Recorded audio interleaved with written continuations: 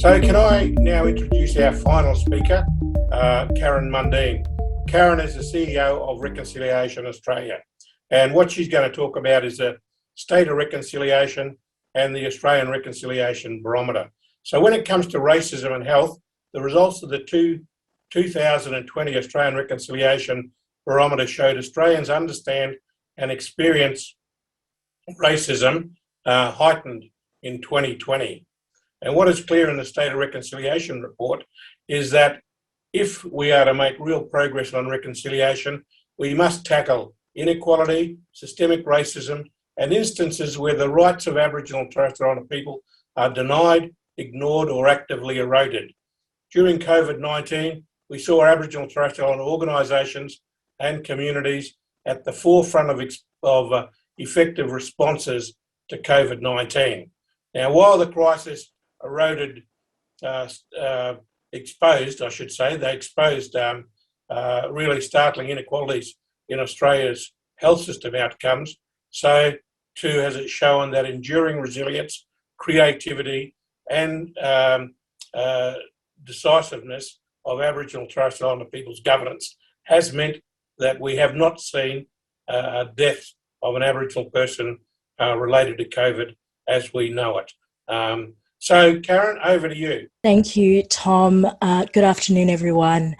I should apologise first up. I'm very croaky and a little bit less of voice, shall we say. I've been battling tonsillitis, but I think the nature of this event and the importance of the discussion forced me to lay up for a couple of days, drink a lot of cups of tea, a little bit of bush tucker tea too, to be able to present to you this afternoon. Thank you again, Tom, and to the Poche Network for this invitation. It is an absolute pleasure to be here to have this conversation, as I said. And as we think about these issues, how do we challenge our allies? And I noticed in some of the Q&As that 97% to move away from the safe conversations into brave and courageous actions. But first up, let me introduce myself. I'm a Bundjalung woman from northern New South Wales, but I'm joining you today from Gadigal country, and I take this opportunity to acknowledge the Gadigal people and to their elders and to all the ancestors on whose country that we meet on, that we are joining from, and who have looked after this country for over millennia. I have to also say that I am not a health expert in any way, shape or form, and I really want to acknowledge the exceptional array of talent we've just heard from in the three previous panellists, Carmen, Ray and Leilani. Amazing talents and intellects, but also thank you so much for sharing your stories. I'm particularly humbled to share this virtual stage with you. I think what it also shows us is that this new wave of research that's being designed, led and managed by Aboriginal and Torres Strait Islander health researchers is an absolute testament to our resolve, to their strength and the tenacity of our people, and not to mention our smarts. And I would dare say that that's, again, generations and millennia of smarts that informs that thinking. As has already been expressed, I think that most Aboriginal and Torres Strait Islander people have always known that racism makes us sick. It's racism which causes so many of our families to live in poverty, racism that denies us decent housing. It's racism that often undermines our children's natural talents and abilities to thrive in schools, and often it is cause for preventing us from getting good jobs or even progressing within those roles. And it is this unrelenting exposure to daily aspects of these racist microaggressions that exacerbate our intergenerational trauma and lead to the high levels of mental illness suffered by people, as we've already heard. Of course, we always know this because, like our mothers and fathers before us, as our three speakers have already said, we have experienced these same things throughout our lives. When we look at deaths in custody of so many of our mob who died because of systemically racist health systems, which often sees our First Nations peoples as less than others. A very public example of that in Western Australia was Miss Dew. She was in police custody for outstanding fines. And she died when a doctor at her local hospital decreed that she was unfit to return, she was fit to return to the police lockup. And it was only after her passing that she was found to be suffering from staphylococcal septicemia, pneumonia, and a rare and serious infection in her rib bone. On 2 counts of systems, she was failed. There are so many similar stories of these preventable deaths of First Nations people, and deaths that largely occurred because our systems denied our agency and they silenced our voices. And yet no Australian death certificate has ever mentioned racism or colonisation as a cause of death. So what does all of this have to do with reconciliation? Well, I'm going to take a few steps back. This year, Reconciliation Australia acknowledges our 20th anniversary of working to expand understanding by Australians of the brutal history of this nation's colonisation and how racism continues to blight the lives of the first peoples of this continent and indeed blight this nation itself. For 20 years, we've urged Australians to move beyond what the Australian anthropologist Bill Stanner in his 1968 Boyer lecture series described as the Great Australian Silence. Stanner argued that Australia was gripped by a cult of disremembering, which had reduced Aboriginal and Torres Strait Islander people to little more than a melancholy footnote in our colonial history. Arguably, one of the key challenges to the reconciliation movement has been to overturn this cult of disremembering and to put an end to the Great Australian Silence. And in that sense, we've had some successes. We know our work has been effective in telling a different narrative, in changing community attitudes and exposing truths untold or unheard. Our biennial Australian Reconciliation Barometer that Tom has mentioned before has mapped attitudinal changes over the past 13 years. And I have to say the news is hopeful. Within the general Australian population, there is now a far greater awareness of the complexities and magnitude of First Nations cultures and knowledges. And many more Australians now understand the brutal impact of British colonialism and the modern Australian state that have had on First Nations families and communities. The Australian Reconciliation Barometer also shows us that the community is ahead of the government in relation to constitutional reform, truth-telling, treaties, closing the disadvantaged gaps and helping realise equality and equity for First Peoples. In 2020, the Barometer found that 95% of the general community believed it's important for Aboriginal and Torres Strait Islander peoples to have a say in matters that affect them. It found that 43% of non-Indigenous Australian respondents agreed that Australia is a racist country. 81% of the general community and 88% of Aboriginal and Torres Strait Islander peoples believe it's important to protect an Indigenous voice within the Constitution so that future governments cannot remove it. And 89% of the general community and 93% of Aboriginal and Torres Strait Islander peoples believe it's important to undertake formal truth-telling processes in relation to Australia's shared history. A further 83% of the general community believe it's important for Aboriginal and Torres Strait Islander histories and cultures to be taught in schools. 97% believe it's important to learn about First Nations histories, and 85% believe it's important to learn about First Nations cultures. And significantly, we also found that the Barometer found that 60% of people want to do something to help improve reconciliation. However, despite all of this good news contained in the Barometer, it also found that 52% of Aboriginal and Torres Strait Islander respondents to the survey reported that they had experienced racism in the 6 months prior. And that was an increase from the previous Barometer in 2018. So the Barometer teaches us that the attitudes are changing and that Australians are more informed about our history and the causes of First Nations' current circumstances than ever before. But the increases in acts of racism experienced by our people indicate that the improved community understanding of these things has not automatically translated into practical change. Changing attitudes have not sufficiently shifted for us to from symbolic to substantive reconciliation. We released our 2021 State of Reconciliation in Australia report earlier this year, which is a little bit of a dive into where are we, where have we come from, and more importantly, where do we need to be? And we've done it twice now with a 4-year interval. The report uses data from the barometer as well as interviews with a number of First Nations leaders and experts.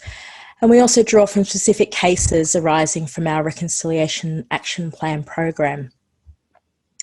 And the report, as I said, identifies these challenges and areas that require greater effort for reconciliation to be effective and in order for us all to move forward. The report found that reconciliation will not only be progressed when we actively address issues of inequality, systemic racism, and instances where the rights of Aboriginal and Torres Strait Islander peoples are ignored, denied, or reduced, but it also recommended that this movement must become more courageous. The rate of change that we were seeing was not keeping pace with the rate of impact and negative impact on First Nations peoples. If we are to transform attitudinal change into substantive change, so that impacting positively on the lives of First Nations people and to bring about true reconciliation, we have to move beyond mere words. Reconciliation is more than raising awareness and knowledge. And like tens of thousands who joined the Survival or Invasion Day and Black Lives Matters protests in 2020, Australians have to shift from a passive state of merely believing in reconciliation to taking action to expedite change and ultimately achieve justice. They must challenge the everyday racism that is killing us, and they must put an end to what the Uluru Statement from the Heart so eloquently described as the torment of our powerlessness. So what does all of that mean? It means reconciliation must involve truth-telling and actively address issues of inequality and systemic racism. It must extend and expand First Nations people's rights and opportunities.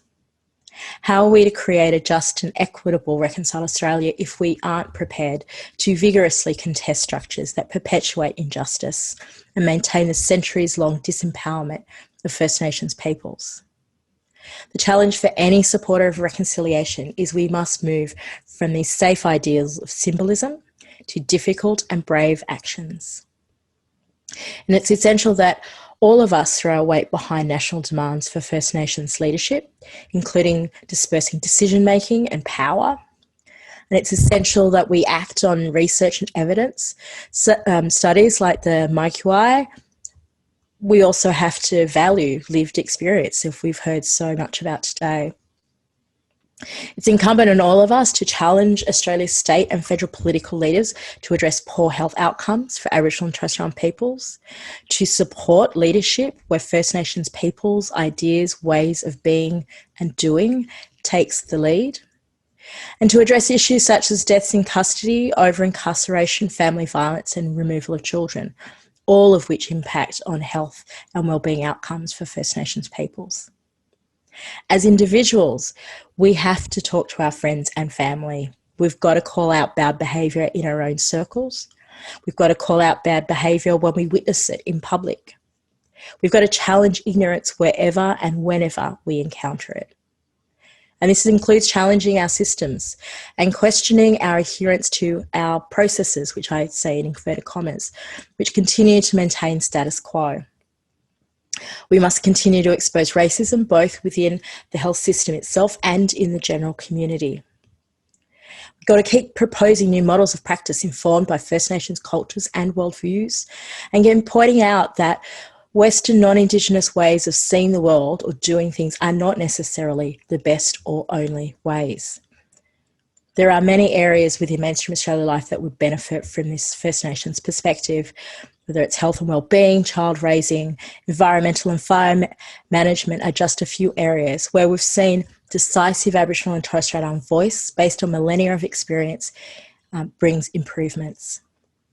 For all of us, we must become more active in supporting truth-telling and recognition of Aboriginal and Torres Strait Islander cultures and histories, whether it's our local community histories or the role of our institutions in our workplaces that have or continue to have and perpetuate harm in Aboriginal and Torres Strait Islander peoples, whether intentionally or unintentionally. These are the difficult and confronting conversations and realities that we have to face if we are to create the kind of change that is needed for First Nations peoples and communities to not only survive, but thrive. This is what reconciliation must look like, and this is what moving from safe to brave looks like. And finishing up, I'm just going to leave you with a quote that was, it was a quote from one of the respondents of the survey that we did as part of the State of Reconciliation report.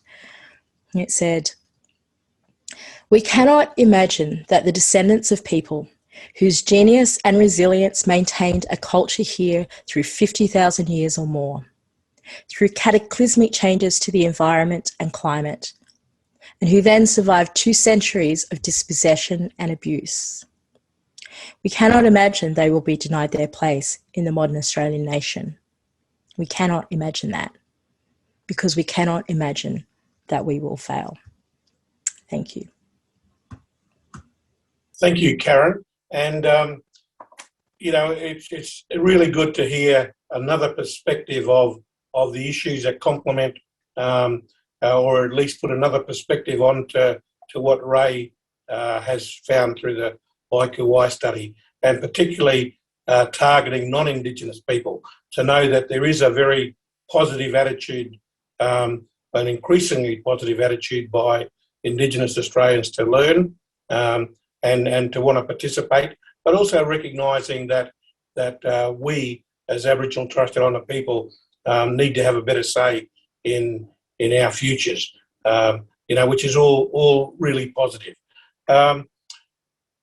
Karen, I guess a few of the things that have gone on before are things like, in '92 we had the Red Fern Statement, which talked about, by Paul Keating, recognising that it was the non-Indigenous population that's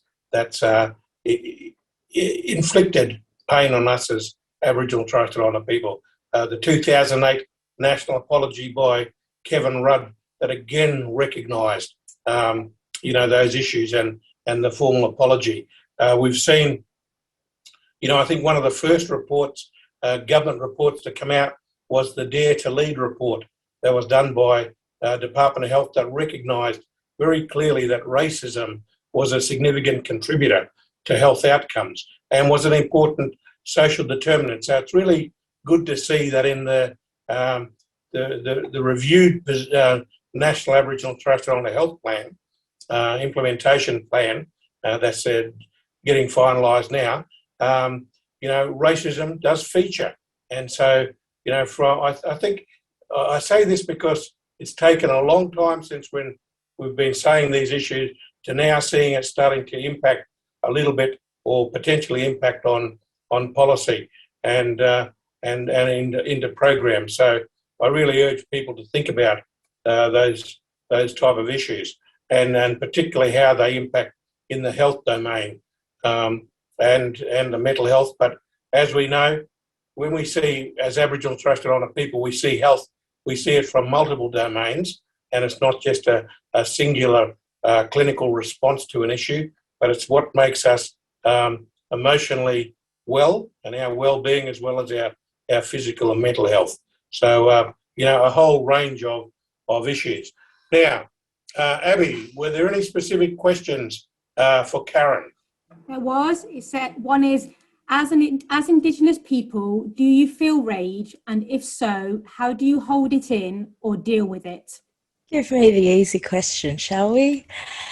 Of course I feel rage. I feel frustration. I feel anger. I get despaired. But the thing that gets me through it, the thing that allows me to wake up in the morning, and particularly to do the work that I do in reconciliation, is I do see progress. I do see good people who are doing good things, who are really hearing what has been said. I mean, for me, so much of this stuff is I grew up with it. I've heard this stuff since I was a kid. I sat in corners of national conferences and conventions. My family started medical services. I've lived this stuff. I think everybody else understands this or knows this stuff. And what I'm kind of constantly amazed at and have to keep reminding myself is not everybody does. And so I believe I'm very patient, and I think that's really important. But I take my strength, as Ray talked about in his study. I take strength from culture. I take strength from leaders like Tom, like Carmen, like Ray, like Leilani, who are doing things, amazing pieces of work. And that centers me and reconnects me and then gives me strength to continue the conversation, because what comes out through our barometer and through our State of Rec report is there is a lot of ignorance and unknowledge. And while I can rage about why that shouldn't be, it's not going to change things ultimately. So we've got to chip away at this. And Tom alluded to the work that we do with our reconciliation action plans.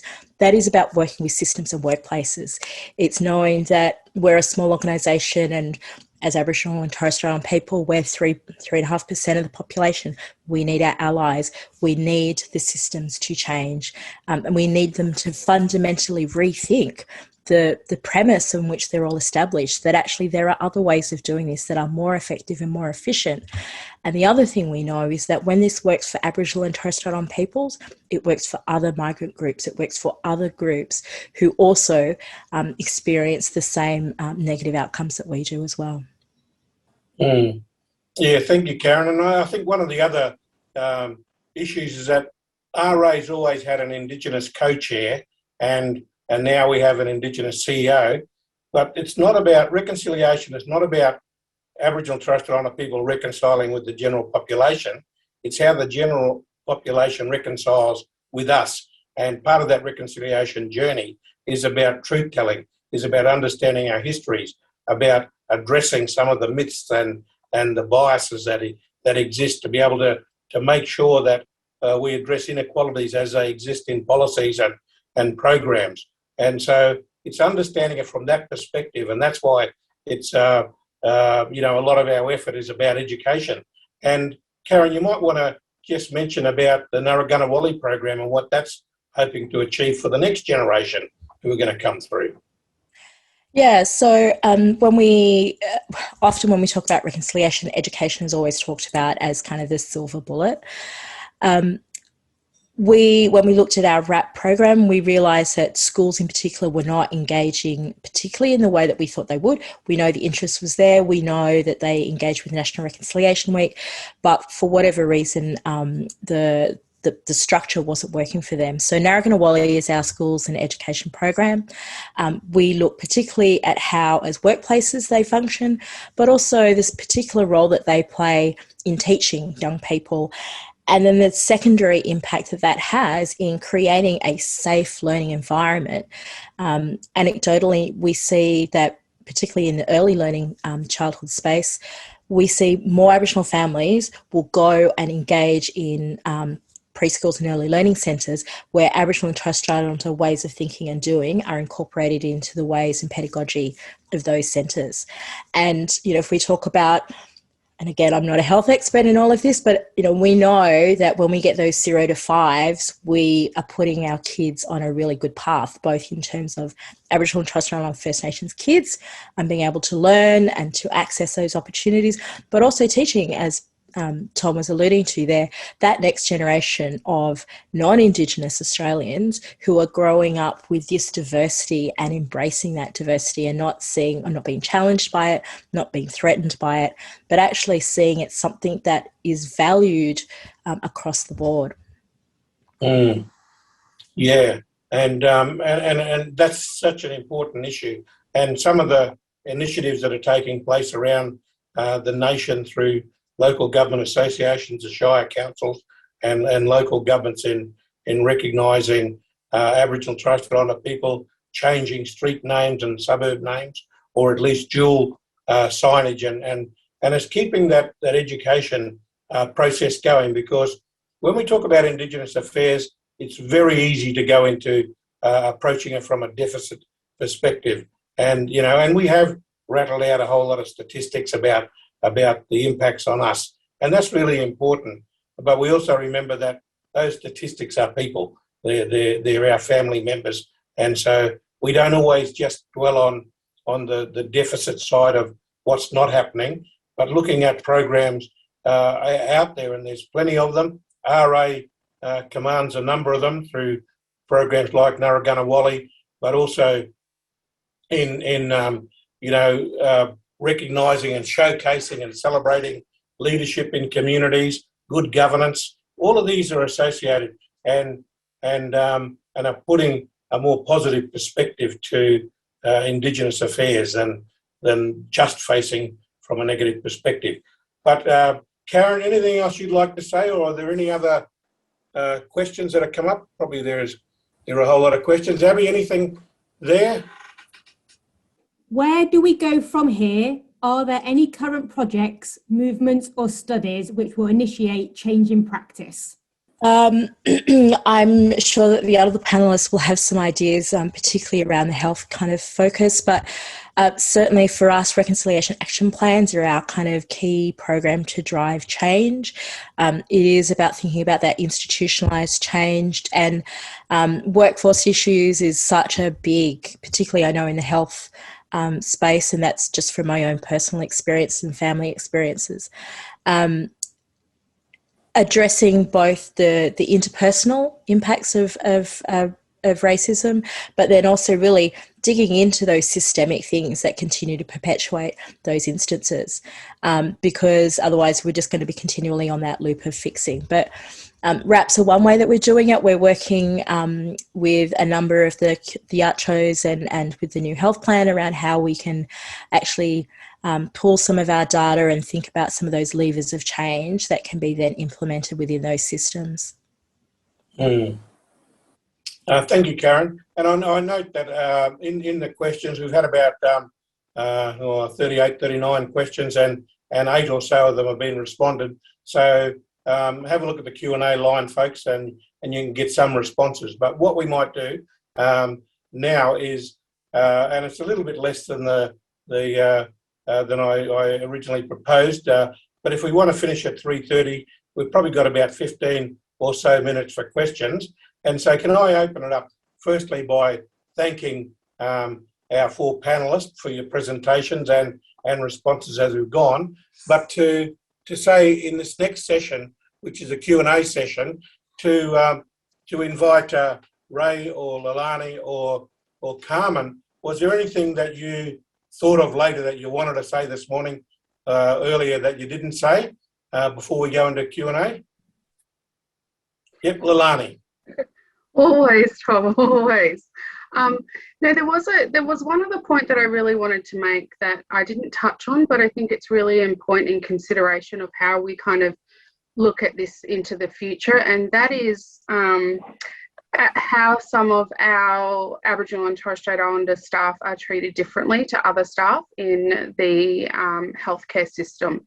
And I'll use an example of healers that do in particularly in WA and other areas where we do have traditional healers that come into the healthcare system and provide that support.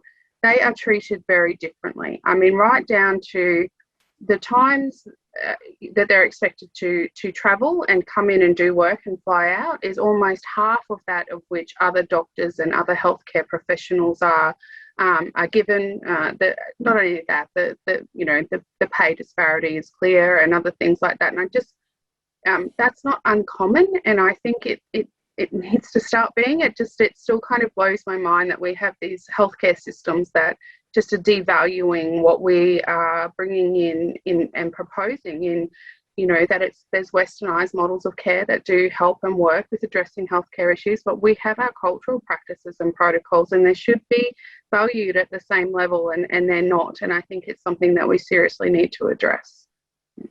Yeah, thank you, Leilani. And I think, South Australia has been addressing this in a systemic way with the Nunkery and healers. In fact, we did a Poche Key Thinkers Forum a couple of years ago on traditional healing, and so that's available. The Poche opinion piece is available on the Poche Indigenous Health Network website if anybody wants to reference it.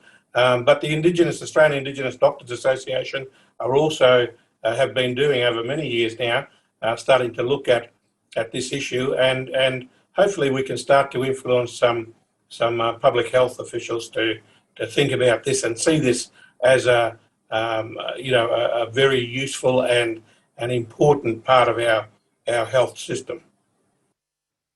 Okay, any other questions? Carmen, you all right? Shall we just go into Q&A, or? Yeah, I You was wanna just say going to add to what Nilla said about, acknowledging those cultural practices, because I think, as I've written in talking about the R word in that paper that we wrote, Tom, Yep.